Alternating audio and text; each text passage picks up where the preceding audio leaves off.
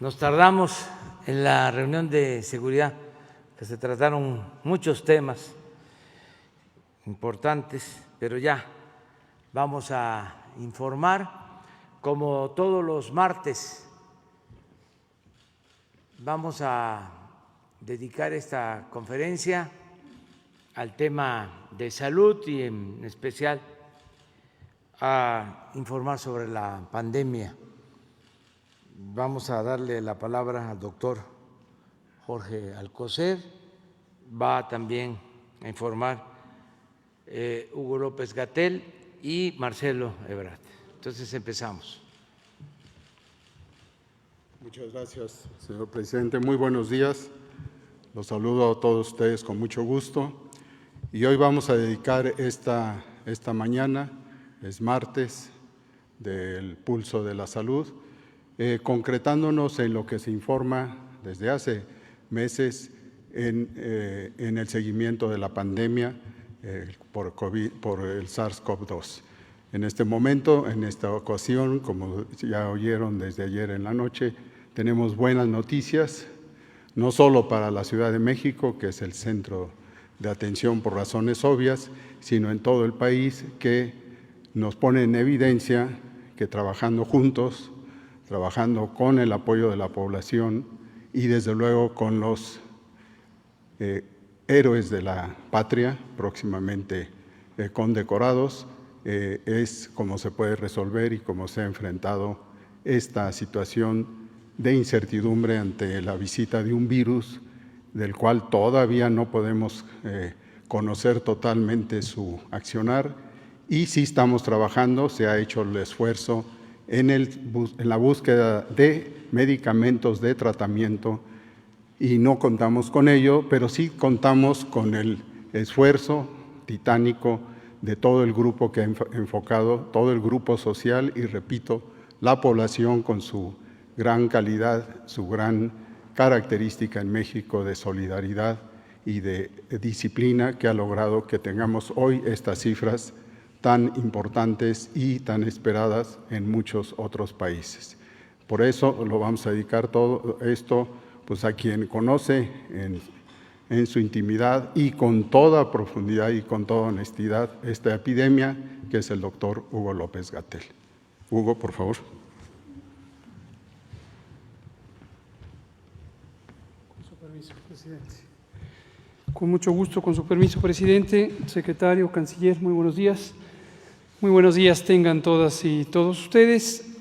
Como todos los martes del Pulso de la Salud, vamos a comentar, aprovechando el informe técnico, y destacar algunos de los elementos que caracterizan al momento epidémico que estamos teniendo. Quisiera retomar lo que comentamos ayer por la noche. Buenas noticias. El aspecto de la epidemia en México es ya muy positivo. Está en una fase clara de descenso. Como recordarán, hace 2 o 3 semanas indicamos que veíamos señales ya tempranas de descenso, pero siempre somos cautelosos y hasta que no vemos una tendencia clara, no consideramos que ya estamos en ese proceso de descenso. Sin embargo, ahorita ya la tendencia es clara. Algunos indicadores que comentaré ahora con las diapositivas muestran que consistentemente en la mayoría del territorio está disminuyendo la cantidad de casos diarios, la cantidad de muertes muy desafortunadas, todas y cada una de ellas que se presentan, pero van en un descenso también sostenido desde hace más de 6 semanas.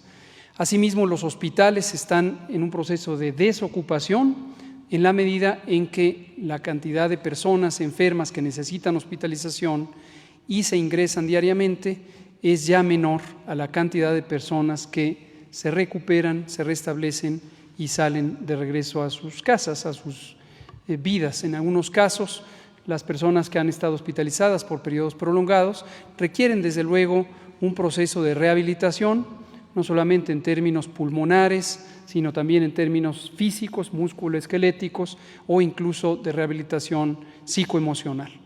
Pero en su mayoría hemos conservado que la enorme mayoría, en promedio 8 de cada 10 personas, se recuperan y salen a su domicilio cuando fueron hospitalizadas o sencillamente tuvieron una enfermedad leve. Hemos destacado también el hecho de que la realización de pruebas diagnósticas atiende a un criterio de orientación en la vigilancia epidemiológica, y en México hemos tenido una política de pruebas diagnósticas desde el inicio que está orientada a identificar tempranamente a los casos, a las personas enfermas, y también lograr que estén en aislamiento, rastrear a sus contactos. La intervención general, la que ha sido más determinante para reducir la velocidad a la que se presenta la epidemia, es la mitigación comunitaria, es este proceso de resguardo generalizado, 80 millones de personas que pasaron fuera de la vía pública, fuera de lugares públicos, y desde que terminó la Jornada Nacional de Sana Distancia, hace casi 80 días, 79 para ser exactos, el proceso continuó, pero ya en la regulación directa de las entidades federativas. Comento antes de ver las diapositivas un último elemento. También hemos mantenido una coordinación multisectorial y en los 3 órdenes de gobierno. Tendremos mañana, acompañaremos a algunos servidores y servidores públicos al presidente en la reunión con la Conferencia Nacional de Gobernadores, y uno de los temas que continuaremos tratando, como lo hemos hecho en más de 10 sesiones remotas por videoconferencia, es el tema de los semáforos de riesgo COVID y cómo estos derivan en intervenciones específicas que están bajo la responsabilidad de los gobiernos estatales y que utilizan el semáforo como un elemento indicativo de la evaluación de riesgo. Al respecto, ayer tuvimos 2 sesiones de trabajo, una específica del Consejo Nacional de Salud. El Consejo es un órgano de coordinación del Sistema Nacional de Salud, lo preside nuestro secretario de Salud, participan las 7 instituciones nacionales o federales de salud, seguridad social y asistencia, el IMSS, el ISSSTE, los servicios de Pemex, los servicios de las Fuerzas Armadas, el DIF, etcétera, y las 32 personas titulares de las Secretarías de Salud estatales. En esta reunión hablamos nuevamente sobre la metodología del semáforo, como lo habíamos acordado tanto en la CONAGO como en el propio Consejo, y en forma unánime se aprobó la más reciente modificación al semáforo de riesgo COVID, en forma unánime. Todo el mundo estuvo en favor, dado que la modificación es producto precisamente del trabajo de todas y todos. Y quiero destacarlo con el agradecimiento a nombre de la Secretaría de Salud. Ayer tuve la oportunidad de que el doctor Alcocer me permitió hacer este reconocimiento a las secretarias y secretarios de salud que hicieron un trabajo muy contributivo, muy destacado en aportar ideas, aportar innovación en cómo vemos el riesgo COVID. Entonces tenemos un semáforo que es de todas y todos, es un semáforo que se aplica desde el gobierno federal, pero que representa las ideas y las contribuciones muy valiosas de todos los secretarias y secretarios de salud.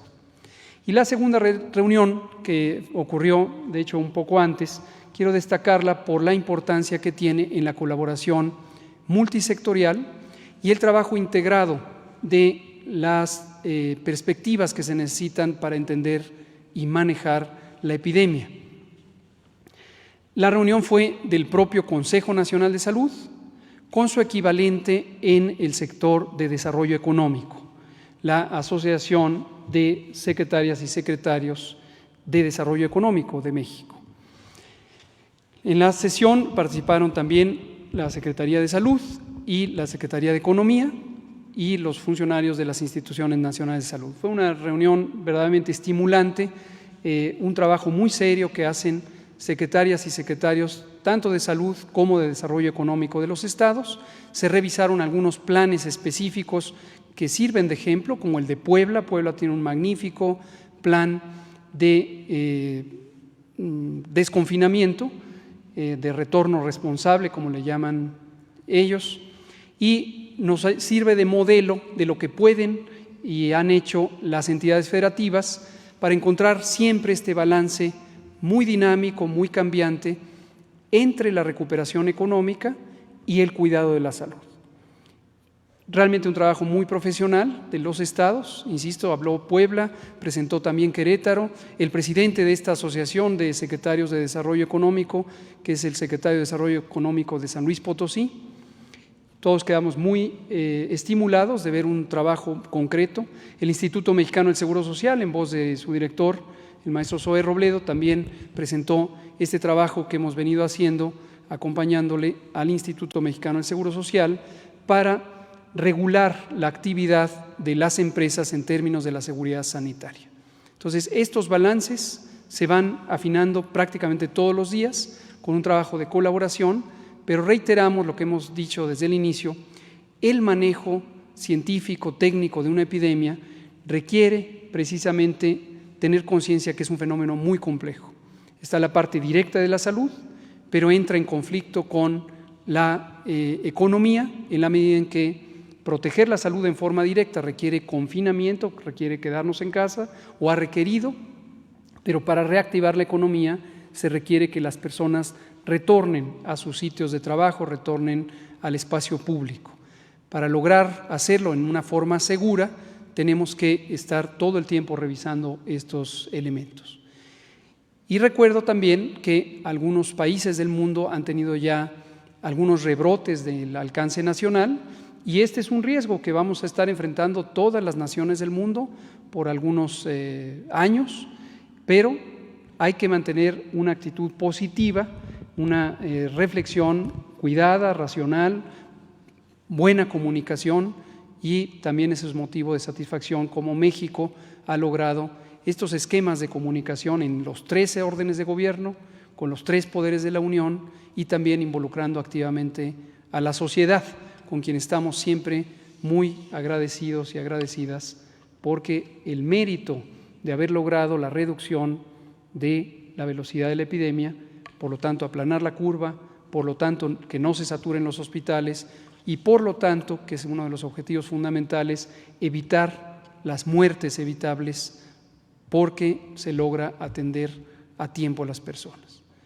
Vamos a ver por último las diapositivas, si son tan amables, para ver los datos. Estos los presentamos, como saben, diariamente desde hace 171 días, hoy será la 172, pero también lo presentaremos. Y en la siguiente lo que vemos es esta gráfica panorámica. Ya a estas alturas todo México sabe lo que es una curva epidémica. Es una gráfica que representa la cantidad de personas enfermas por tiempo, en este caso por semana.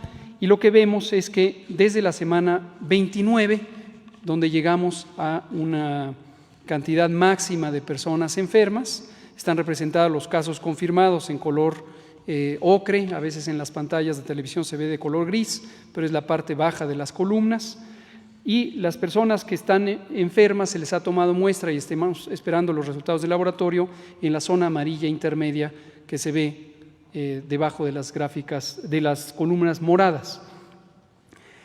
Se han estudiado 1.181.000 personas, casi 182.000, 45% resultan positivas en la semana 32 y el máximo de resultados positivos, 55%, se presentó justamente cuando teníamos los máximos de ocurrencia de casos. Lamentablemente tenemos 57.023 defunciones, pero vean ustedes cómo la semana 30, 31 y 32 cada vez hay menos casos. La epidemia sigue activa, esto que no se confunda nadie, no se ha acabado la epidemia, pero la epidemia va en descenso, va en declive, ya en una disminución sostenida. Cuando lo vemos en la siguiente gráfica, podemos ver que agregamos a los casos estimados, es decir, personas de quien todavía no se conoce el resultado del laboratorio, pero como conocemos que el 45% de ellas resultarán positivas, las añadimos ya de una vez. Recuerden siempre que es convencional en los sistemas de vigilancia epidemiológica del mundo no incluir las últimas 2 semanas, porque es un periodo de inestabilidad de los datos, en la medida en que se siguen incorporando resultados del laboratorio y la confirmación de los casos. En este momento estamos en la semana 34 desde el domingo reciente. Vean ustedes que entre la semana 31 y la 32 disminuyó 19%. Esto pudiera, justamente por la llegada de datos nuevos, ya disminuir esa reducción, pero en general ya es muy claro que se mantiene una tendencia estable. Solo 7% de las personas que se estima enfermas tienen enfermedad activa. El tamaño real de la epidemia en este momento en México es de 37.867 casos estimados. Esa es la epidemia activa. Y la mortalidad se ha ido reduciendo desde la semana 27, ahorita estamos en la 34, en 55%, en la mitad de la velocidad de la defunción. Y veamos finalmente la ocupación hospitalaria. Esta en todo momento ha sido crucial. Uno de los objetivos fundamentales fue mantener disponibles los hospitales, como hemos dicho, para que las personas que necesiten hospitalizarse se puedan hospitalizar. Seguimos recordándole a la población que no se espere, hay suficientes camas de hospital, personal de salud, insumos, equipos para atender a las personas que pudieran tener los síntomas de COVID. No se esperen, vayan a los hospitales y eso va a ayudar a que tengamos mayor posibilidad de darles el tratamiento de recuperación, de sostén, hasta que va respondiendo su organismo y se recupera de la inflamación pulmonar. 38% de las camas generales están ocupadas. Hemos seguido aumentando la capacidad hospitalaria, tenemos 31.748 camas. Y vean ustedes, los estados de Nuevo León, Nayarit, Coahuila y Colima son los que tienen ocupaciones arriba del 50%, todos los demás tienen más del 50% de disponibilidad. Y la última diapositiva nos muestra los datos, los números de las camas con ventilador, análogos de la terapia intensiva, donde 34% está ocupado, 66% está disponible, y lo mismo, en este caso solamente Nuevo León y Colima tienen ocupaciones arriba del 50%, todos los demás tienen desocupado más del 50%. Ese es el informe. Presidente, secretarios.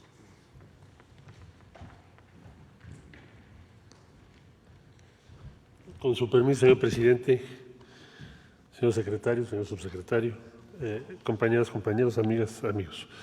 Bueno, informar sobre los avances en materia de cooperación internacional. De acuerdo a las instrucciones que nos ha dado el señor presidente de la República, seguimos avanzando en lo que tiene que ver con vacuna. Les informo que el día de ayer tuvimos reunión con la Comunidad de Estados Latinoamericanos y Caribeños. Participaron un total de 19 países. ¿A qué se llegó?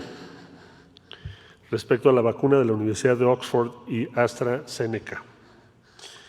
El costo por dosis va a ser entre $3 y $4. En el caso de México, como ustedes saben, la vacuna será gratuita, pero esto es lo que va a pagar o el precio en el cual se va a comprar.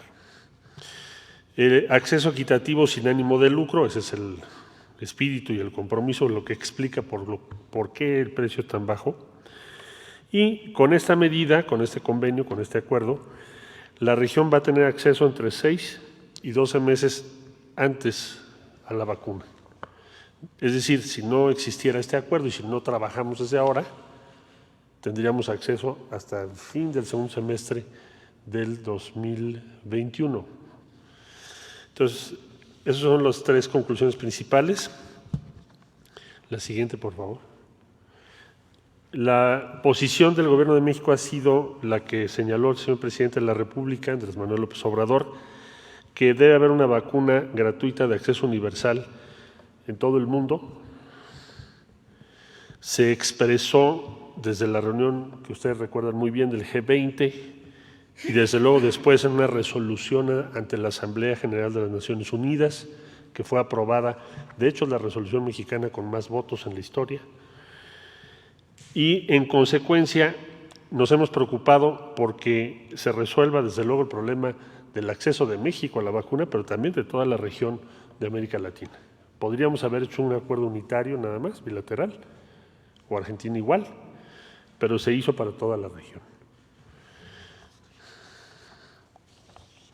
Para concluir esta parte de la vacuna, decirles también que ayer estuvo en la llamada la Fundación Carlos Slim, estuvo presente Carlos Slim, también el director de la fundación, y en línea estuvieron los laboratorios que van a participar para señalar pues cuáles son los tiempos y los procesos que hay que cuidar, porque hay todo un proceso logístico muy complejo para integrar la vacuna, transportarla, luego la red de frío, los cuidados que hay que tener.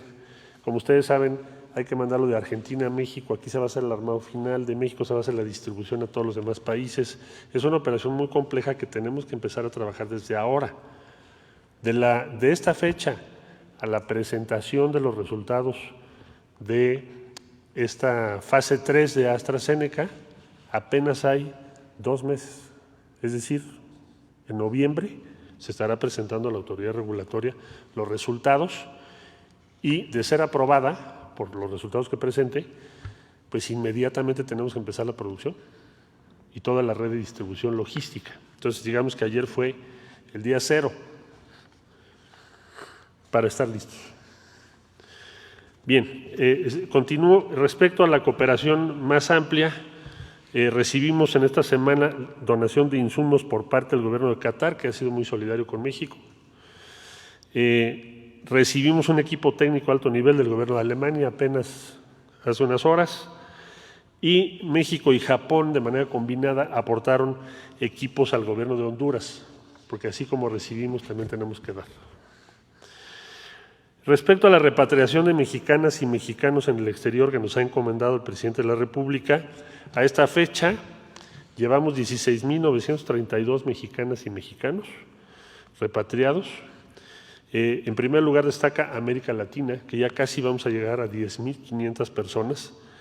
En segundo lugar, Europa, y así sucesivamente cada región del mundo, prácticamente en todas las regiones del mundo. La siguiente, por favor. Respecto a consulados en los Estados Unidos, otra prioridad que tenemos, que es nuestros connacionales en los Estados Unidos de América, todos están funcionando. La restricción mayor, y solo en caso de emergencia, lo tenemos en Phoenix por disposición de la autoridad local. Pero ustedes pueden observar en el mapa que está, por fortuna, toda la red operando normalmente con la sana distancia y las medidas que debemos tomar. Destacan en esta semana las acciones del Consulado de México en Miami, en Nueva York, que se han dedicado a implementar el sistema de pruebas con asistencia de la Secretaría de Salud de México y las autoridades en Estados Unidos para aprobar estos procesos, y el Consulado de México en Los Ángeles, que ha hecho repatriación de personas que desgraciadamente perdieron la vida en esta pandemia. Finalmente, la atención que destaca de la Ventanilla de la Salud, que hemos trabajado junto con la Secretaría de Salud, y una red de 9,800 aliados locales ya en los Estados Unidos. Hemos atendido 2,296,709 personas, de forma remota, quiere decir por llamada o vía digital, y 463,694 de forma directa, que son las que nos han pedido vía los consulados, todo tipo de, o muy distintos tipos de respaldo para acceder a servicios médicos. Se ha hecho entrega de cubrebocas, asesoría sobre derechos civiles, jornadas sabatinas de atención consular, entre otras, e ir a los lugares de trabajo. Eso es lo más destacado de esta semana. Muchas gracias por su atención. Pues este es el informe. Vamos atrás. Empezamos con Sara, porque ayer fue adelante. Gracias, presidente. Buenos días. Preguntarle, por un lado, al doctor Rappel, qué dice sobre estas acusaciones que hacen algunos integrantes de la oposición de que si hay una baja en la pandemia es porque se aplican un menor número de pruebas. Y si me permite después, presidente, otro tema.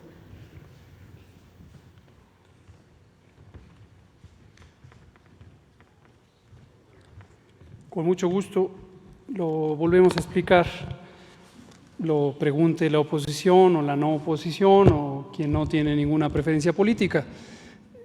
Nos parece una inquietud legítima. La gente identifica que disminuye el número de pruebas, disminuye el número de casos. Quizá lo que no se ponen a pensar es al revés. Disminuye el número de casos, disminuye el número de pruebas. En México, por eso lo mencionaba hace un rato, lo hemos dicho muchas veces, tenemos una política de pruebas claramente establecida desde el inicio. está desde los manuales de vigilancia epidemiológica de febrero. La política ha variado solamente en la medida en que después del proceso de mayor confinamiento empezamos a hacer énfasis de nueva cuenta. Lo hicimos al inicio cuando teníamos pocos casos, lo volvemos a hacer cuando la epidemia empieza a entrar en estabilidad y control, la importancia del trabajo comunitario. En todo momento, desde que empezó la epidemia, de hecho antes de tener el primer caso, la política consiste en las personas que tengan síntomas, hay que hacerles pruebas, independientemente del momento en el que se tiene el resultado de la prueba, inmediatamente, destaco, inmediatamente, se tienen que poner en aislamiento preventivo, en resguardo. Y también inmediatamente, sin esperar al resultado del laboratorio, se tienen que estudiar a sus contactos. Esta mecánica se llama contención centrada en personas, está muy descrita en la práctica de la salud pública mundial y nacional, se hace para múltiples enfermedades infecciosas y lo hemos hecho a lo largo de toda la epidemia. Y las pruebas, por lo tanto, se hacen a partir de la identificación de personas enfermas, no a partir de la demanda voluntaria de quiero saber si tengo o no la enfermedad, aunque no tenga síntomas.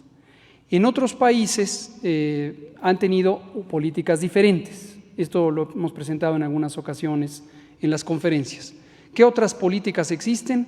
Uno, la ausencia total de lineamientos. Algunos países tienen esta condición. Otra, una política de acceso libre. El que quiera hacerse una prueba, pase a hacerse una prueba. Respetamos esa política, en algunos países se usa. También se usa en países que tienen sistemas de salud orientados por los servicios privados. En México tenemos una porción menor de nuestro sistema de salud, es los componentes privados, y han ofrecido pruebas, desde luego con un costo, a quien se la quiera hacer, porque siente la necesidad de hacérsela aun cuando no tenga síntomas.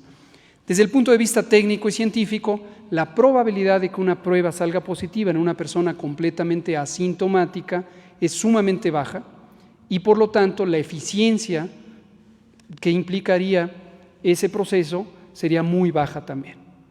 En resumen, conforme la epidemia empieza a disminuir el número de personas enfermas, por supuesto que disminuye el número de pruebas que se hacen, porque las pruebas se hacen atendiendo a personas enfermas. Entonces, no al revés, no hay límite al número de pruebas. Tenemos todavía un abastecimiento de más de 300,000 disponibles y continuamente las mandamos a las entidades federativas. Hemos tenido ya casi 1.200.000 pruebas realizadas, son las que presentamos siempre en la primera diapositiva, y conforme se necesiten más, habrá más pruebas. Gracias. Presidente, y ayer hablaba usted aquí del caso Lozoya, decía que se presentara un video en redes sociales, en televisión. Parece que se cumplió su deseo, porque unas horas después, se difundió este video de algunos colaboradores del PAN, entre ellos Francisco Domínguez, recibiendo dinero. Preguntarle, por un lado, si usted ya sabía de este video que se subió, de hecho, un día antes en redes sociales, pero se difundió hasta ayer. ¿Y qué opina del video en sí, del contenido? Bueno, pues ayer hablamos de este tema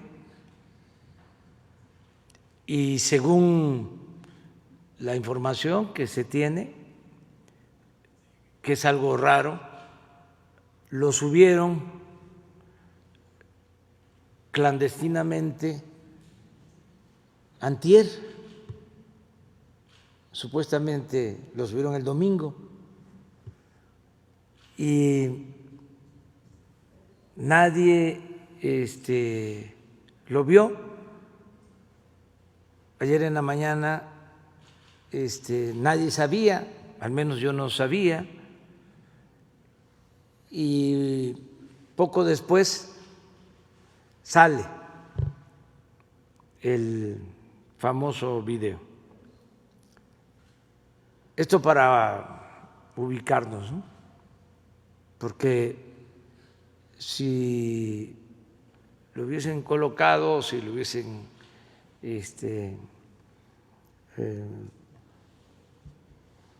instalado en la red el domingo, pues es muy raro que hasta el lunes se detectara. Pero en fin, es nada más para tener una idea. Desde luego que no lo había yo visto, no lo conocía. Hay que ver si es el video que entregó el señor Lozoya a la Fiscalía, si tiene cambios, o es otro, se está aceptando como válido porque han habido reacciones. No sé si comentaste aquí, no fue esa tu intención, pero creo que escuché que dijiste de que Francisco Domínguez. Sí, que de hecho él ya despidió a la persona que aparece en sí. el video. Era Sí, su secretario sí, privado. pero no es el que aparece ni está el… No, su colaborador. Sí. Su secretario Sí, privado. sí, pues ya está este video. Va a ser la Fiscalía la encargada de decir si es el que tienen en el expediente o es otro, pero sí este video que se dio a conocer es bastante fuerte, muestra la inmundicia del régimen de corrupción que imperaba, porque pues todo este dinero se utilizaba para comprar voluntades, conciencias, para comprar votos. Según la declaración del señor Lozoya, parte de este dinero se utilizó para la aprobación de la llamada reforma energética, que tanto se promovió, se defendió por medios de comunicación, los escritores, columnistas, intelectuales orgánicos. Todavía hace unos días unos intelectuales muy vinculados al régimen conservador y corrupto decían que había la necesidad de construir un frente en contra de nosotros para que se regresara, palabras más, palabras menos, a los equilibrios que habían antes en el Congreso. Usaron la palabra contrapeso. Pues eso era el contrapeso. No era contrapeso, eran los pesos. Y es lo que ellos promovían en su escrito y es lo que promueven los conservadores corruptos, porque es un régimen en el que encontramos en decadencia, con una corrupción generalizada, sobre todo arriba.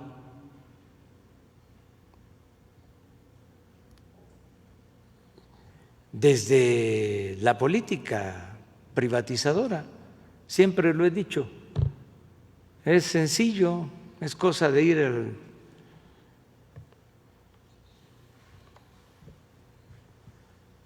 consultar en el diccionario la palabra privatizar y la definición es convertir lo público en privado.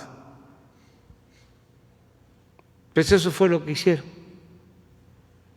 Entonces, la reforma energética era privatizar el petróleo, la industria eléctrica. ¿Y cómo le hicieron? Pues comprando a todo el que se dejaba. Se ha difundido el video, pero no mucho, porque los medios no le están dando la importancia que tiene.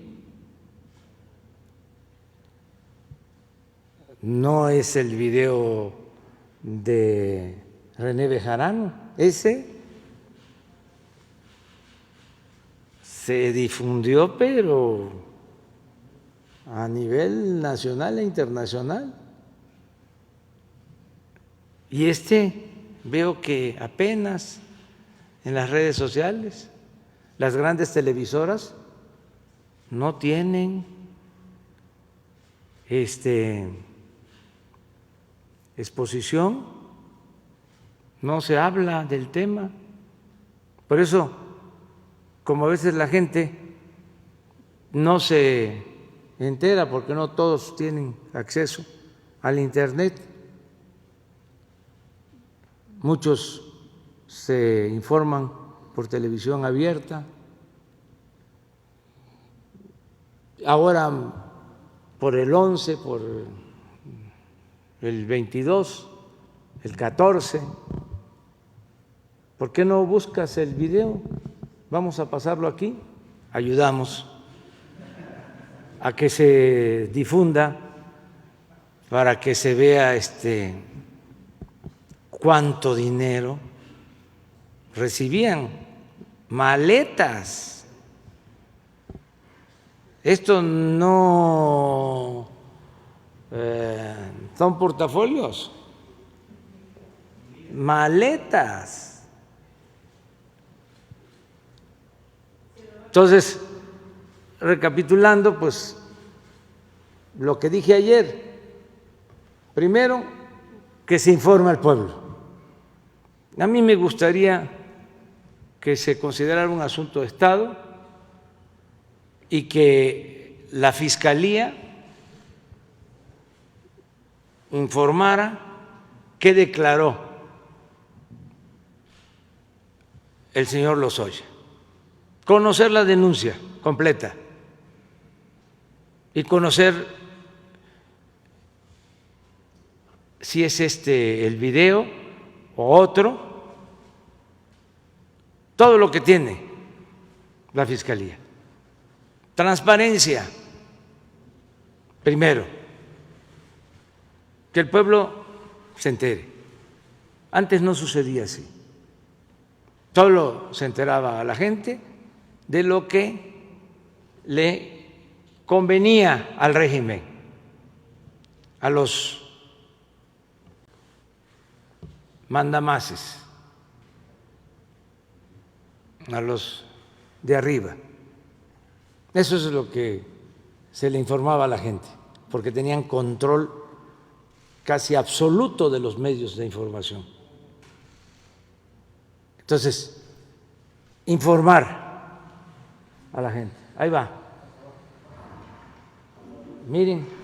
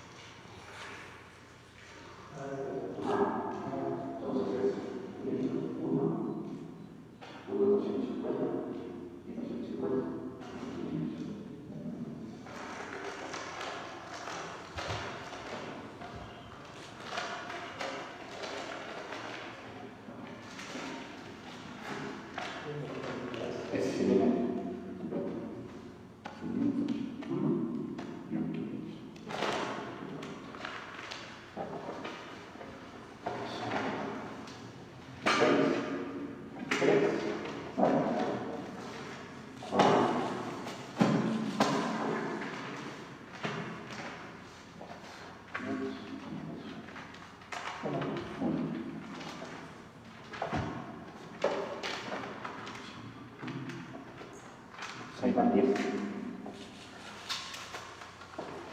Todos son de 200.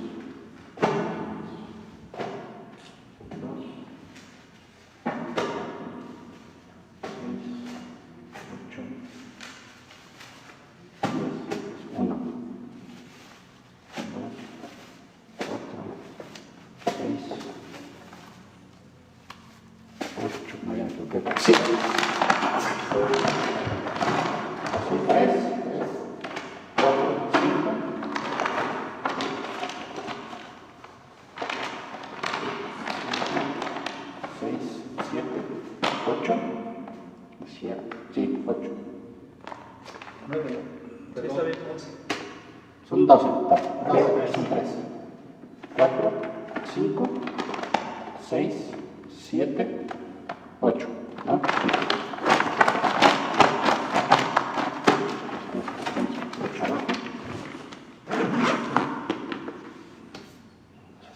Iba a comentar, en el otro creo que no era 19, creo que era 18. Ah, es un consecutivo ahí, pero... Nada más. Para que lo cheques. Sí. ¿Sí lo checas o sí? Sí. Entonces, ¿le pongo 19 a este? Si quieres poner 19.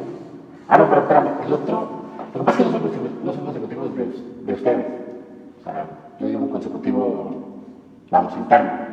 Estos son internos, ¿sí? Pero el otro, el pasado, sí era 19.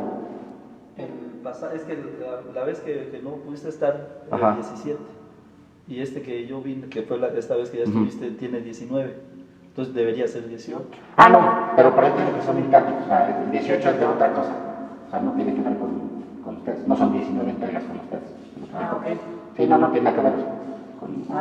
Sí, es como que interno. Es para llevarlos a ese control.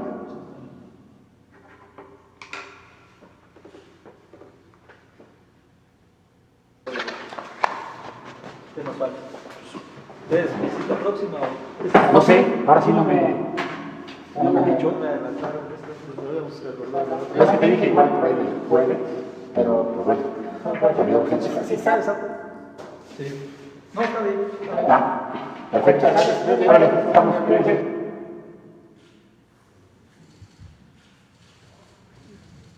Pues hay que ver si es el que entregaron. Y repito, lo primero es información, toda la información, transparencia.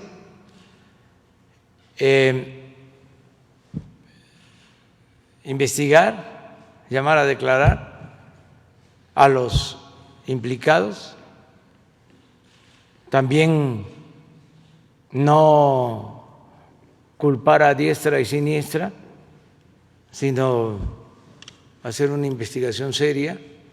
Le tengo mucha confianza al fiscal Alejandro Hertz Manero. Lo segundo es recuperar el dinero, porque aunque se ve bastante, es apenas una mirruña de lo que se robaron. Entonces necesitamos recuperar lo más que se pueda, porque hace falta que se devuelva el dinero. Eso es lo segundo. Y lo tercero, ya lo planteé, si están involucrados los expresidentes y la gente decide de que haya una consulta, se llenan los requisitos, se solicitan firmas para que los expresidentes sean juzgados, pero eso tiene que ser, ese es mi punto de vista, con una consulta ciudadana. Tenemos que ser todos, ya dije, yo estoy por el punto final, es decir, que se investigue, que se castigue a todos, pero que pensemos hacia adelante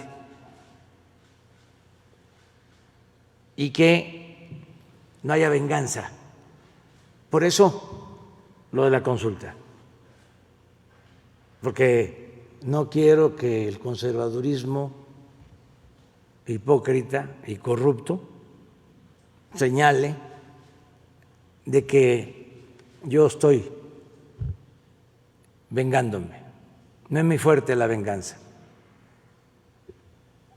Y además votaría en contra si pierdo y si la gente dice que se enjuicie a los expresidentes, de todas maneras garantizar, como a todos, el derecho a la defensa y que sea un proceso apegado a la legalidad. Por eso es muy importante lo que va a hacer la Fiscalía. Es un tema emblemático, yo les diría histórico,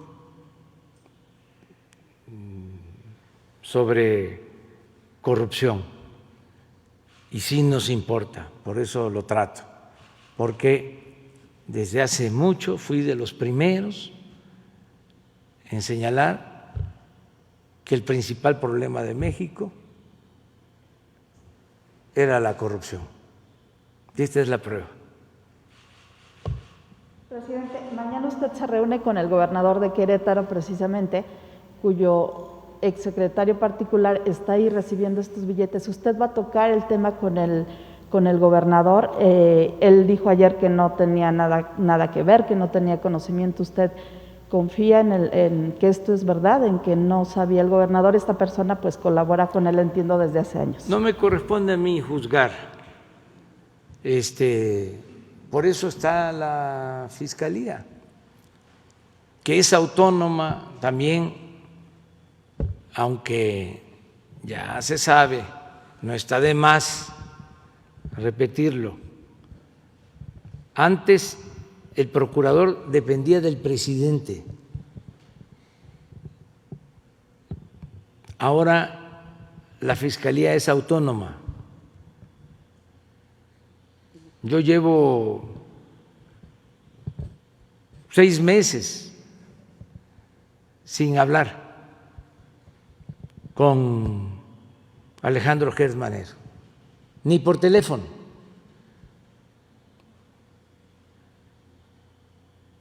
Hablo todos los días con el secretario de Salud, con el secretario de Relaciones Exteriores, con el subsecretario de Salud, con la secretaria de Gobernación, con el secretario de la Defensa, de Marina, nos reunimos todo el tiempo, pero la Fiscalía es un órgano autónomo, independiente, y no se puede tampoco acusar a nadie ni condenar a nadie sin las pruebas, sin que un juez declare culpable a un supuesto delincuente. ¿Mande? ¿Tendría que declarar el gobernador tratándose de un trabajador, de un empleado de él? Pues él ya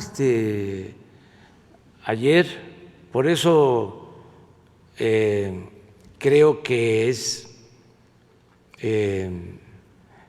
cierto lo del video, porque él tomó la decisión de despedir a una de las personas que aparece en este video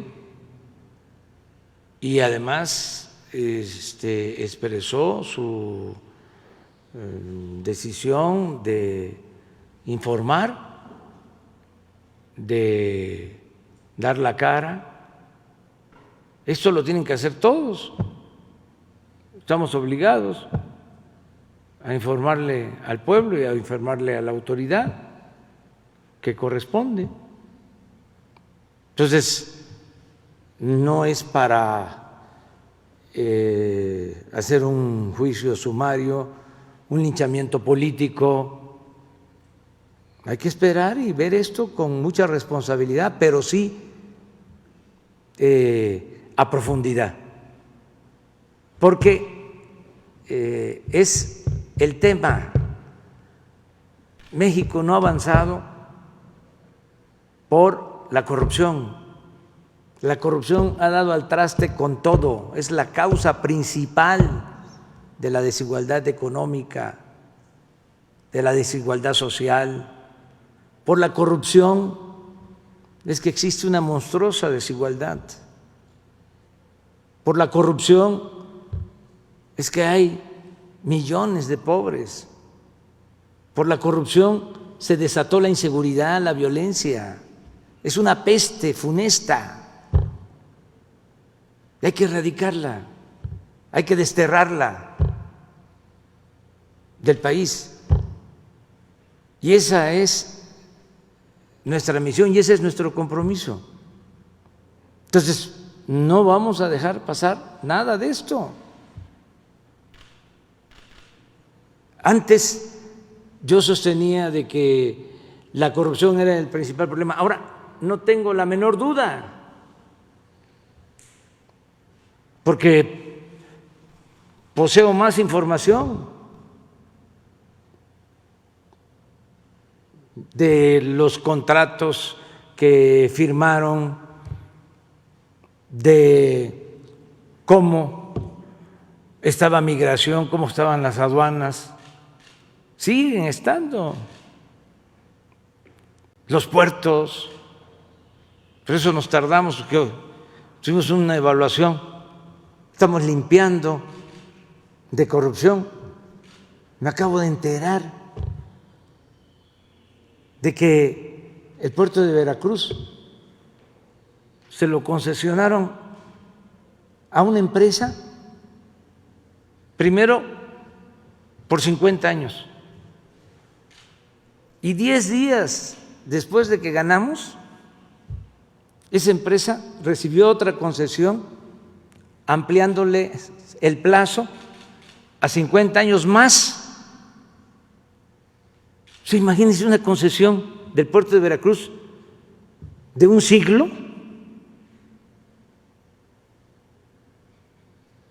¿Cómo es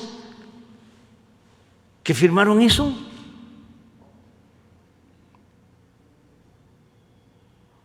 Y así está todo.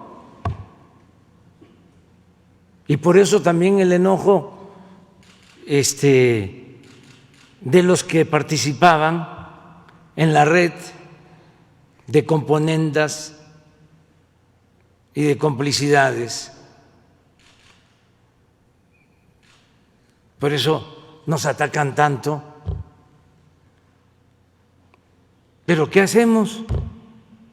Metemos la cabeza debajo de la tierra, debajo del suelo, como el avestruz, nos echamos para atrás o vamos hacia adelante a limpiar de corrupción el país. La decisión está tomada, vamos a limpiar de corrupción. Entonces, esto va a generar molestias. Ofrezco disculpa por anticipado, pero a todos nos conviene purificar la vida pública de México. A todos nos conviene. Y mucho más a los pobres, porque lo que tenía que destinarse a ellos se lo robaban. Por eso no había nada, por eso inventaron de que si se le daba a los pobres era populismo, paternalismo. Todo lo que iba arriba era fomento, reforma estructural.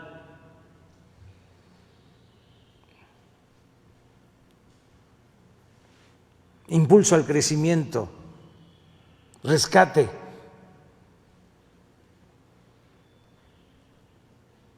Entonces tenemos que limpiar el país y yo llamo a todos que nos ayuden los medios a difundir todo esto. Y de manera responsable, repito, sin linchamientos políticos,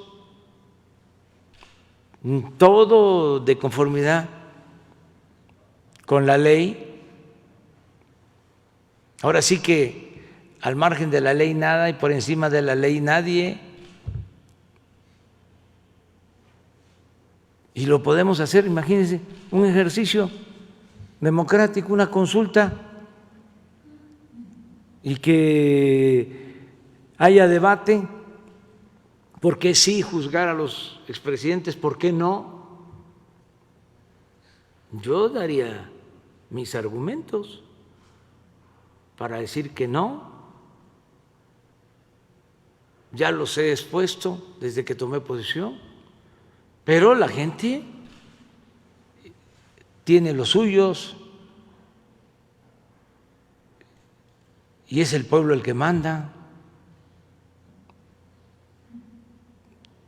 Entonces, vamos hacia adelante a ver esto con toda la seriedad y con toda la responsabilidad.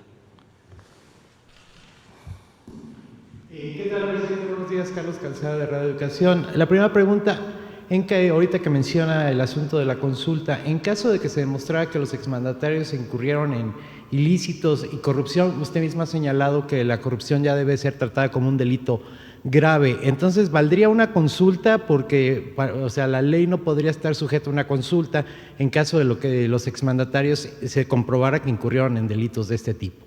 Sí, es que es un asunto de mayor envergadura, no es cualquier cosa meter a la cárcel a un expresidente, nunca ha sucedido por corrupción. Yo les comentaba que el único juicio por corrupción se lo hicieron a Manuel González, compadre de Porfirio, lo acusaron de corrupción saliendo de su gobierno, terminando su periodo, y el tribunal del Congreso que se constituyó para juzgarlo decidió de que los presidentes no podían ser juzgados por corrupción, porque la Constitución en ese entonces de 1857, en el artículo 103, establecía que al presidente solo se le podía juzgar por delitos electorales, fíjense, y por traición a la patria. Y con la Constitución del 17 se mantiene lo mismo, pero no solo eso, y ahí es donde se define que iba a ser un sistema presidencialista, porque le quitan lo de fraude electoral. O sea, lo que traía la Constitución del 57, de que se podía juzgar al presidente por fraude electoral y por traición a la patria, le quitan fraude electoral y le dejan nada más traición a la patria. Y así está hasta ahora. Así está el 108 de la Constitución. Entonces, por eso se requiere de hacer una consulta y además para que lo decidamos entre todos. ¿Por qué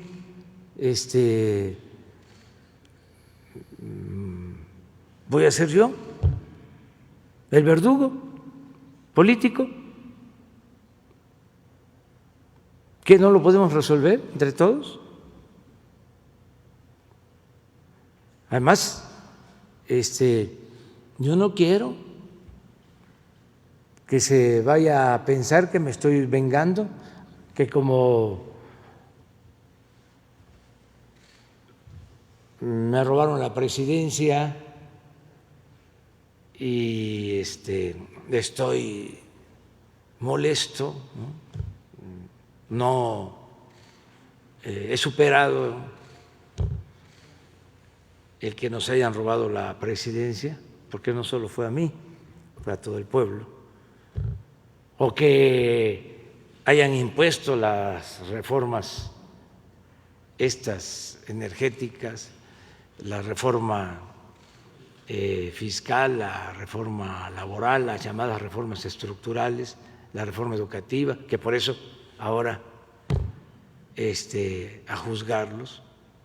No,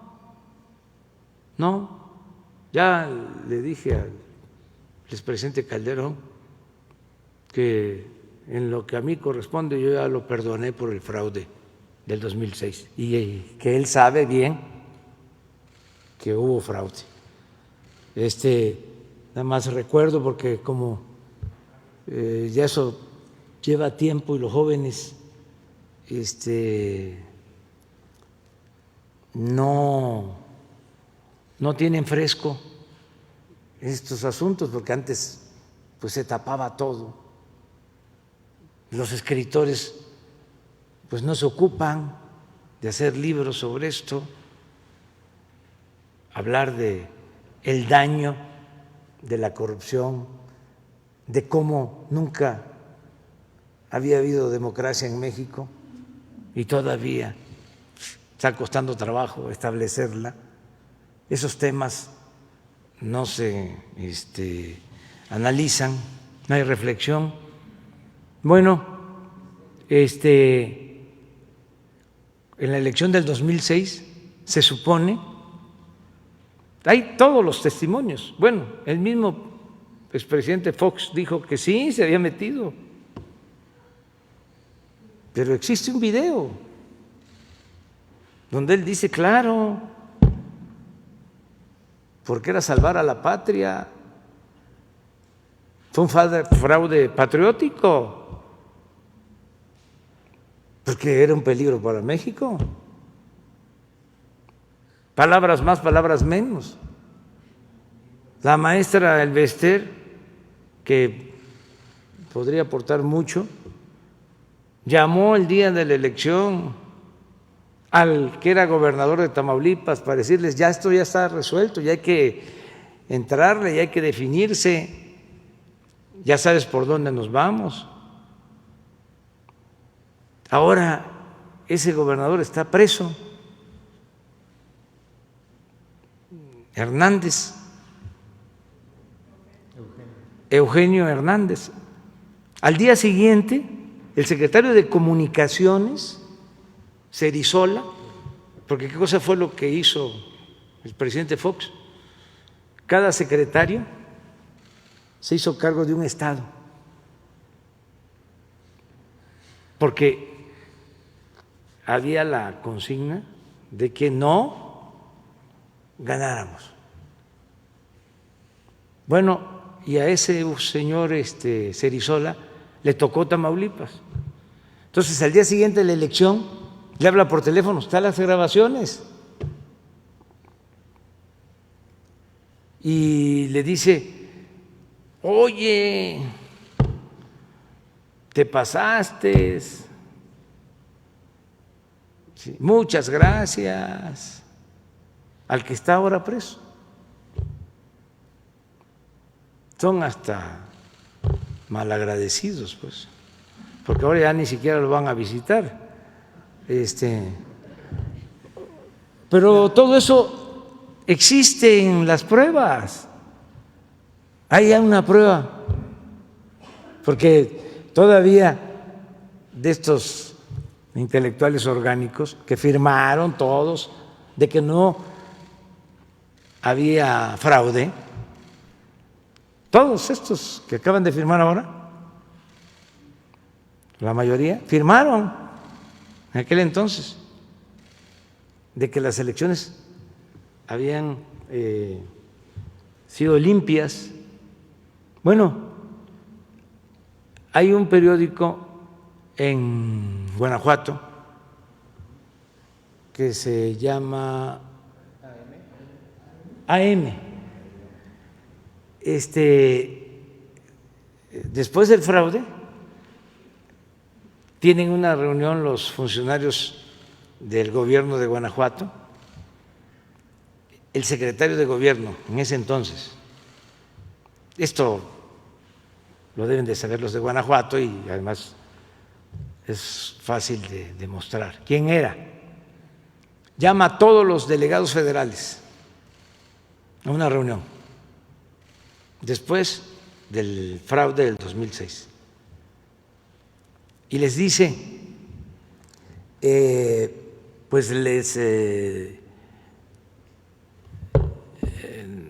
notifico que ustedes no van a depender de las secretarías del gobierno federal, van a depender de nosotros, del gobierno de Guanajuato, porque nosotros le ayudamos a Felipe Calderón y él lo sabe. Le dimos 300,000 votos de más. ¿Saben cuánto fue la diferencia formal? 240,000 votos. Bueno, está grabado porque un periodista de este medio, AM, se metió a la reunión y grabó.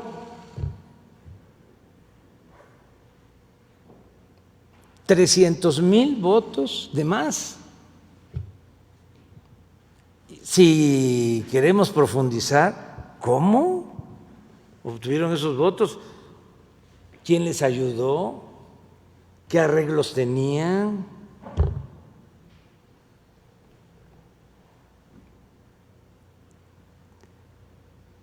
Entonces,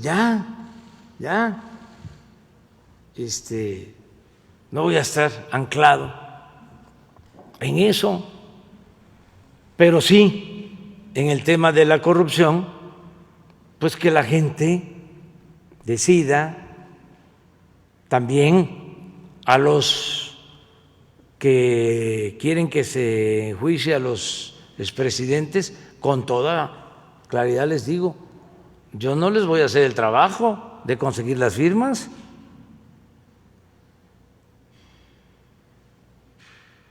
El que quiera que haya consulta, que se aplique a conseguir las firmas. Y también la gente tiene que decidir si quiere eso o no, y que los constitucionalistas, los abogados, que también no los escucho, los colegios de abogados, que se debata sobre el tema, si se puede juzgar o no por corrupción a un expresidente, también para que se aclare. Pues no hay debate, no hay nada, silencio.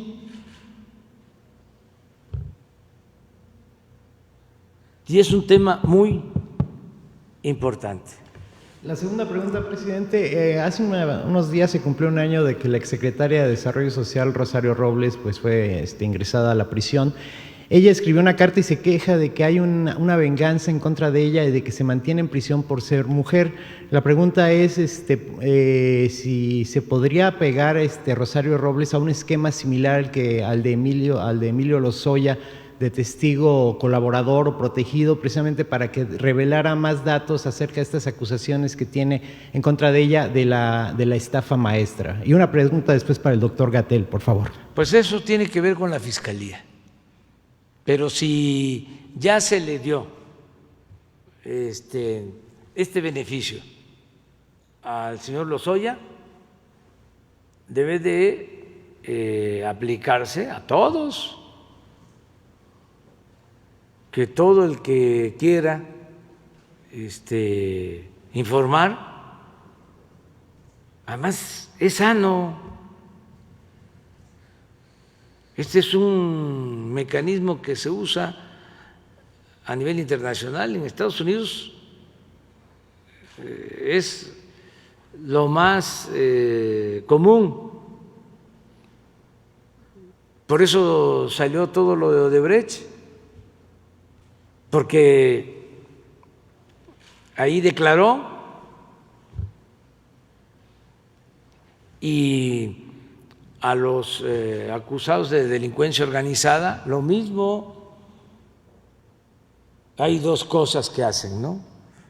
Primero los interrogan, informan, y lo otro, le confiscan los bienes, que ahí Marcelo tiene que hacer su trabajo, porque son bienes que se obtienen en Estados Unidos, pero con dinero de México. Y resulta que no se recupera nada en México. Entonces son de las cosas que estamos viendo para que se aplique la extinción de dominio y se recuperen esos bienes, porque hay mucho en el extranjero. Tienen aquí residencias, mansiones, pero también allá, y dinero. Yo respeto mucho lo de el anonimato que se guarda en Suiza sobre los que depositan o en los llamados paraísos fiscales, pero eso no debería de existir. O sea, en el derecho internacional debería de establecerse que se conociera el origen del dinero. O sea, cómo se va el dinero de un país saqueado a un paraíso fiscal y no pasa nada y es normal. Y hay incluso países que viven de eso. Eso es inmoral. Entonces, eso es lo que podría comentar y el doctor Gatell. Sí.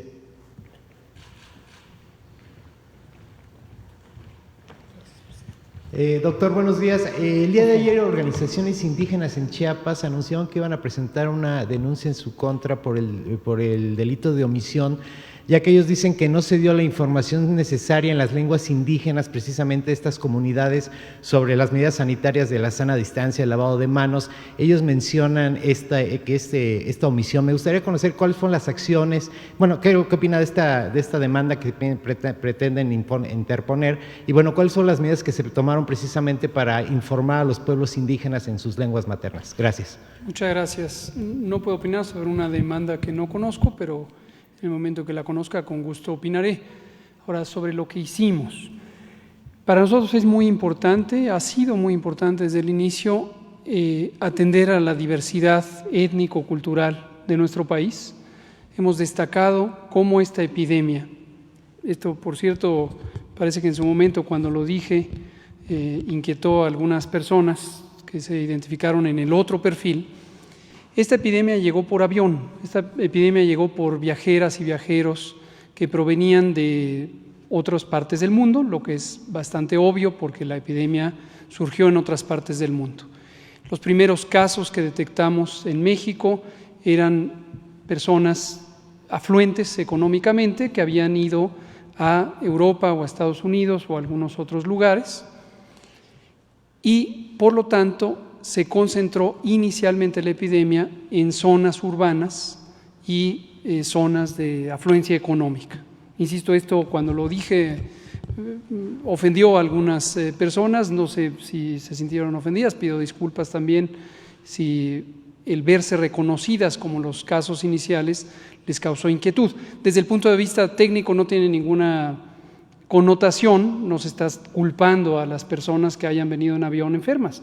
Son también personas, son ciudadanas y ciudadanos mexicanos y mexicanas y merecen todo el respeto y toda la atención. Pero esa es una realidad. La epidemia llegó a zonas urbanas adineradas.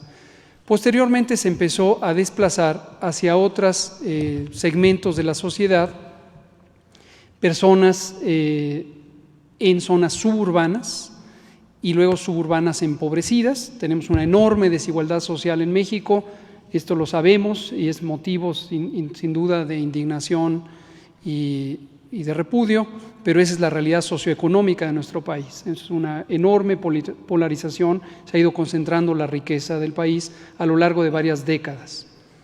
Entonces tenemos zonas muy empobrecidas alrededor de las ciudades y esto fue en la segunda parte de la epidemia, cerca de la fase 2 y 3, donde predominó los contagios. Desde luego, además, donde predominó la ocurrencia de enfermedad más grave, precisamente porque también en estos segmentos sociales hay una mayor prevalencia de enfermedades crónicas, de enfermedades, como hemos explicado una y otra vez, causadas por la mala alimentación y un acceso insuficiente a alimentación saludable.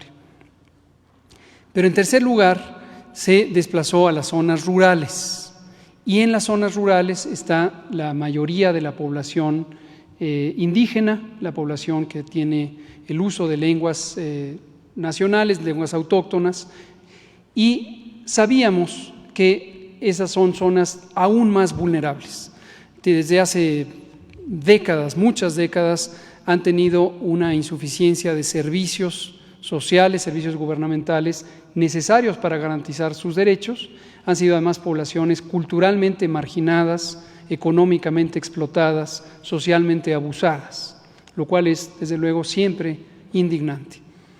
Sabiendo eso, tuvimos una alianza muy temprana con el Instituto Nacional de Pueblos Indígenas y su titular, el licenciado Adelfo Regino, a quien le tenemos un gran aprecio y respeto, fue muy instrumental en ayudarnos a hacer traducción precisamente de nuestros documentos. Esto no es nuevo, esto, si alguien revisa las 171 conferencias de prensa, lo encontrará hace muchas semanas o meses. Identificamos 54 lenguas indígenas, participó también el INALI es el Instituto Nacional de Lenguas Indígenas, y nos facilitaron el acceso a traductoras y traductores de lenguas indígenas. Seleccionamos 54 que son las principales en términos de la población que las habla, y pusimos a disposición de las entidades federativas y de todo el país los materiales que pueden ser de uso directo para las poblaciones. Conocemos que en muchas entidades federativas se utilizó ese material para hacer las distintas campañas de promoción de la salud, no perder de vista los tramos de responsabilidad. Nosotros participamos en la Autoridad Sanitaria Federal, que dirige el secretario de Salud, pero hay 32 autoridades sanitarias estatales que tienen un tramo de control específico de la instrumentación de políticas y programas.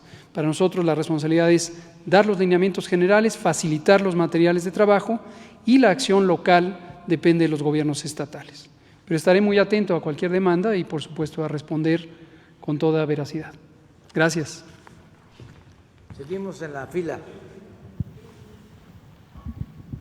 Buenos días, presidente. Vas a tener que venir después, porque no te va a alcanzar. Ya Yo quiero preguntarle si puede darnos una actualización sobre las compras de medicamentos para niños con cáncer. Hay reportes de desabasto de nuevo, y no solamente es la oposición, hay casos como por ejemplo el de Ana Lucía, que hace un mes falleció en Suiza, y su papá dijo que de haber habido medicinas aquí en México, pues tal vez la niña hubiera podido seguir viviendo. Sí, constantemente lo estamos tratando. A ver, doctor, lo de las medicinas. Sí, este es un tema presente y también del pasado. A pesar de la compra consolidada y tomando en cuenta el desabasto que existe a nivel internacional de algunos medicamentos, esto claramente ha sido progresivo de uno a otro medicamento, pero estamos hablando de 4 o 5 que dejaron de producirse desde antes de la pandemia. No hay que echarle la culpa a toda la pandemia. Estos medicamentos en su mezcla son requeridos para muchos de los tratamientos y en especial para la leucemia infantil, que la cual sí se es mucho más sensible, como para todos ustedes, médicos y no médicos, pues los niños ocupan esa primera atención. Varios de estos medicamentos, el que inició todo esto, pero en esta época, porque desde antes, y yo tengo, ahora que sí soy testigo de lo que se sufría desde hace décadas en muchos de los medicamentos, y no solo para el cáncer, por varias razones, pero en especial porque no existía una compra consolidada que lo asegurara y que desde el MAS fuera el momento, como ya se inició en esta gestión, de hacer una compra, pero no nada más adquirir medicamentos, sino evaluar qué medicamentos se requieren, actualizar esto, hacer la seguridad y la indicación médico-científica de primera, y esto fue inicialmente, ustedes lo conocen, nadie lo puede negar, en el caso de los antirretrovirales, donde se logró esa famosa, y que es necesario muchas veces repetirla, triple optimización, con lo cual se aseguraba la calidad, de tener el medicamento de primera, y no como se asomó en los años previos, estoy hablando de la última década, donde se estaba usando siempre el mismo medicamento y se compraba sin esa reflexión y de esa actualización. Tomando en cuenta este antecedente, nosotros atendimos les digo, con mi experiencia, de que esos medicamentos necesitaban tenerse al día. El metrotexate fue el disparador, un ejemplo, ¿no? Y este metrotexate en la actualidad y por varios periodos no ha faltado, y sí ha habido algunos caminos de distribución y de corrupción que limitaba el que llegara este medicamento, o inclusive en forma intencional en algunos estados de no entrar a la compra consolidada por razones precisamente que ellos ya tenían estructurada como el mecanismo para hacerlo. Y vale la pena recordar, no es más que esa intención, también la limitación y la corrupción de instancias productoras de medicamentos, además de los de déficit internacional en su producción, en el manejo aquí en nuestro país, y con una fuerza todavía mayor la distribución de ellos. Esto ha caminado, metrotexate ya no es problema, siempre y cuando se logre comprar en la actualidad, debido ahora sí a la pandemia, la llegada de estos medicamentos. Para este último trimestre tenemos cubiertos excepto 3 medicamentos, puntualmente se lo señalo en el caso de los antineoplásicos, que están por llegar, y hemos recurrido a países como Alemania, en su momento Argentina, y desde luego se suma esto ahora a la decisión de la presidencia, encabezado desde luego por la orientación que nos ha dado el presidente, de hacer esta compra para no tener problemas locales y de lo que ya menciono, pues hacerlo a nivel internacional. Y estamos en ese camino, y repito, solo 3 están por entregarse en las próximas semanas para tener de aquí a diciembre cubierta esa demanda y, por otro lado, que vamos a presentar pronto, la compra consolidada para el 2021 y en forma progresiva, multianual hasta el 2024, va a hacerse a través de lo que ya oyeron aquí, un convenio con la OPS y con la UNOPS que está en camino y está en buen camino para lograrse eso. Ese es el escenario, sin olvidar que no solo son los niños, sino toda nuestra población, y no solo es el cáncer, no solo es esta importante enfermedad, sino todas, y además asociado esto a programas, porque podemos tener muchos medicamentos y si no hay, o los suficientes, y si no hay una política que oriente a la prevención para estas enfermedades, pues nada más estamos tachando o poniéndole un parche a algo que debe ser orientado profundamente y considerando siempre a los más pobres, a los más necesitados y desde luego a los grupos vulnerables que hace rato se oyó la opinión. Muchas gracias. También preguntarle, presidente, en mayo usted defendió la llegada de Paloma Rachel Aguilar al SAT, pero al parecer ella no llegó sola, sino que también pues ella contrató a su suegro, a su novio y a algunos amigos. Y yo quería saber qué opina de esto, si no es nepotismo. Pues hay que pedir que investigue la Secretaría de la Función Pública y que nos dé un reporte. Vamos a hacerlo. Y finalmente, si me permite una última es, otra vez está cobrando fuerza los abusos contra las mujeres, en particular por el caso de un abuso contra una menor en Puerto Vallarta. ¿Cuál sería el llamado que le haría a las entidades que están involucradas en este tipo de asuntos? Pues que se castigue a los responsables, que no haya impunidad y que se proteja a las mujeres de agresiones y de violaciones. Es un caso que se viene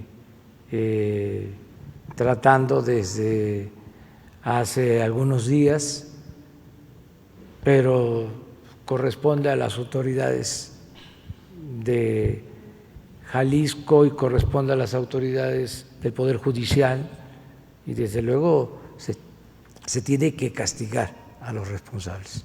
¿Usted fue el que instruyó a la UIF para que congelara las cuentas de los involucrados? Eso lo hace, vamos a decir, que por oficio la unidad de inteligencia financiera. No puedo estar todos los días dándole instrucciones a Santiago Nieto. Él sabe ya, y lo saben todos los funcionarios. Es cero corrupción y cero impunidad. Y es por convicción. Entonces, en la última reunión de gabinete que tuvimos hace 4 días, ya les había comentado, un tema fue que todos ayudemos a cuidar que no haya corrupción en el gobierno. Porque no caer en estas vergüenzas, que no domine la delincuencia el gobierno, que el gobierno no esté en manos de delincuentes, ni de cuello blanco, ni de la llamada delincuencia organizada. Lo que hemos venido diciendo, porque son las dos cosas. Antes, se declaraba hasta la guerra a la llamada delincuencia organizada. y la delincuencia de cuello blanco gozaba de impunidad. Y a ver, un delincuente de una banda debe ser castigado. Pero a ver, el que otorga un contrato para que una empresa maneje el puerto de Veracruz 100 años, ¿qué? ¿Cómo se le llama eso?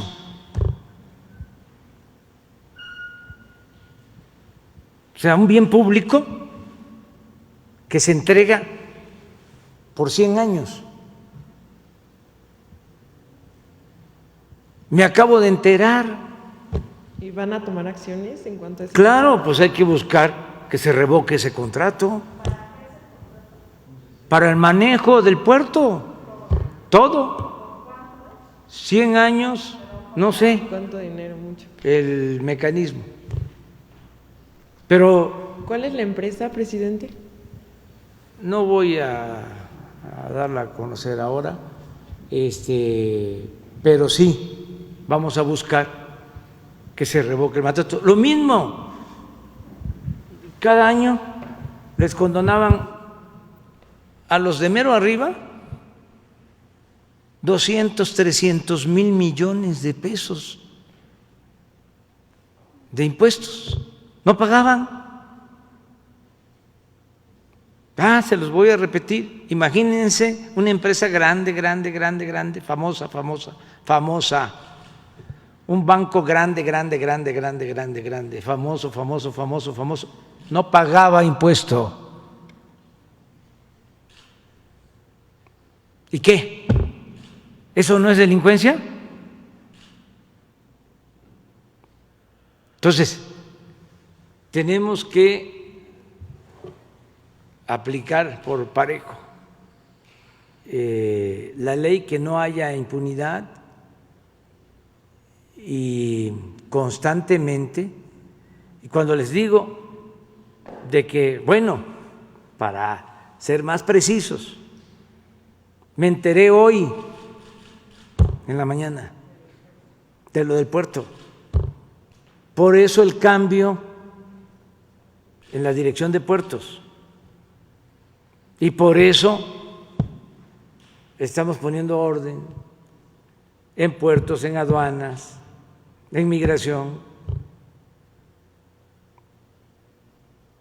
porque todo estaba echado a perder.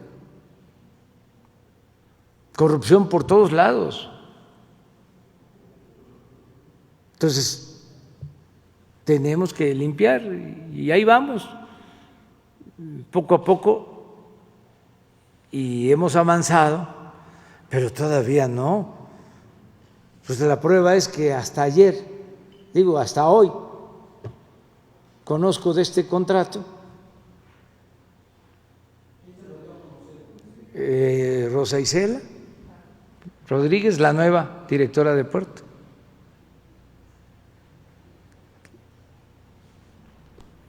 Entonces, ¿en qué condiciones se dio? ¿Por qué? Si ya tenían 50 años, yo creo que llevaban, esto los empezaron a entregar en el gobierno de Salinas, ¿no? Entonces lo dan por 50 años. De Salinas a la fecha, pues deben de, ¿cuánto? 30 años, ¿no? O sea, le faltaban 20. Sí. Y 10 días después de la elección, le aumentan para 50 más. Lo bueno es que todavía vamos nosotros a verlo, vamos a vivir para contarlo, porque larga vida.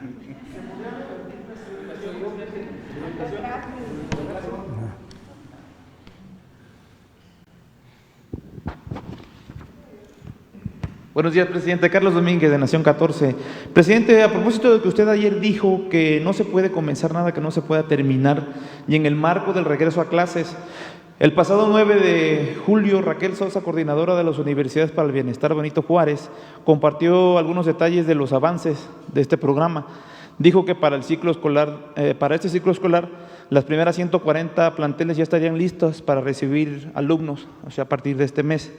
Y en este sentido quisiera preguntarle si usted sabe cuál es realmente el avance, ya que es uno de sus programas prioritarios de educación, porque la coordinadora del programa dice que para este ciclo van a estar todas, pero, por ejemplo, en el plantel de Naucalpan no se han concluido las obras ni se ha avanzado nada, prácticamente está avanzado. No, está, perdón, abandonado. ¿Se ha atorado algo, presidente? Y ahorita, si me permite, otra de educación también. Tenemos que informar bien sobre cómo va el avance en las universidades públicas.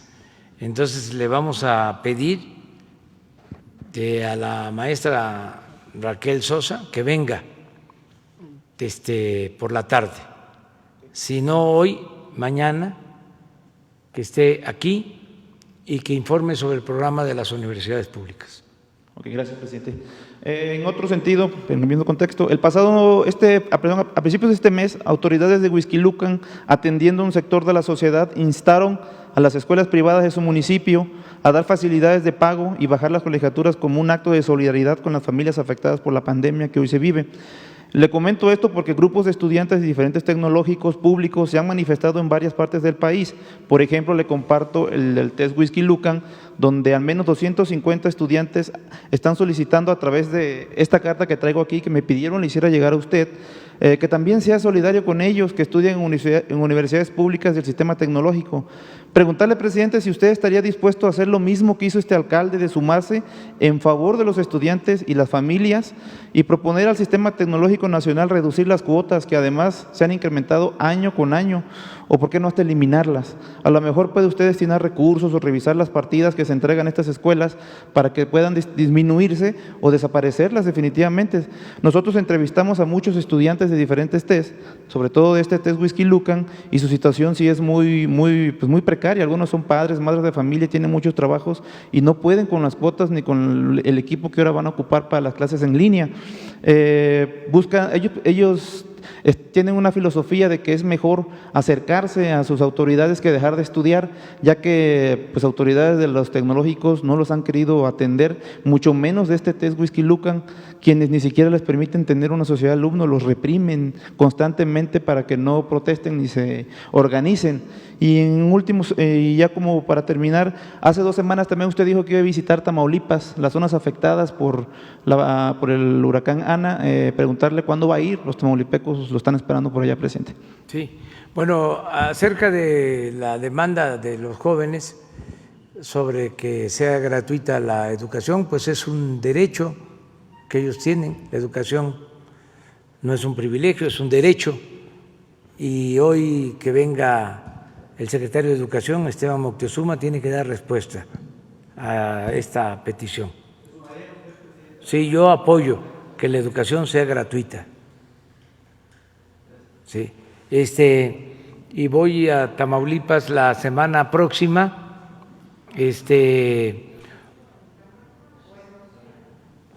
A la próxima, porque, a ver, vamos esta semana. Vamos a estar, bueno, mañana la conferencia va a ser la reunión de seguridad en Querétaro, el jueves en Zacatecas y el viernes Aguascalientes. El lunes es 24, empezamos las clases, es el regreso a clases, que no nos olvidemos de eso. Hay que seguir informando de lo del regreso a clases para que papás, mamás tengan la información y también los estudiantes, los niños y adolescentes, porque ya vamos a clase, formalmente a clase. Y hay opciones, hay alternativas, ya se tienen los horarios, hay que organizarnos para el regreso a clase. Cuando se pueda, ya seguimos con las clases presenciales, pero ahora va a ser por televisión, como se ha venido informando. Entonces, esa semana, o la semana próxima, el miércoles voy a estar en La Laguna, voy a Coahuila, bueno, a Torreón, y voy a estar también en Gómez Palacio, que es Durango, voy a La Laguna, que es el miércoles. El jueves voy a estar en Nuevo León, en Monterrey, y el viernes vamos a estar en Tamaulipas, por lo que me preguntas, que parece que es como 28 viernes 28, sí. Voy a ir posiblemente o a Reynosa o a Matamoros, sí voy a la frontera, porque vamos a inaugurar también obras de desarrollo urbano en Tamaulipas, que estamos haciendo en Matamoros, en Reynosa y en Laredo. Entonces sí voy el viernes. De una vez les informo que el martes primero vamos a hablar de lo que hemos avanzado en este tiempo.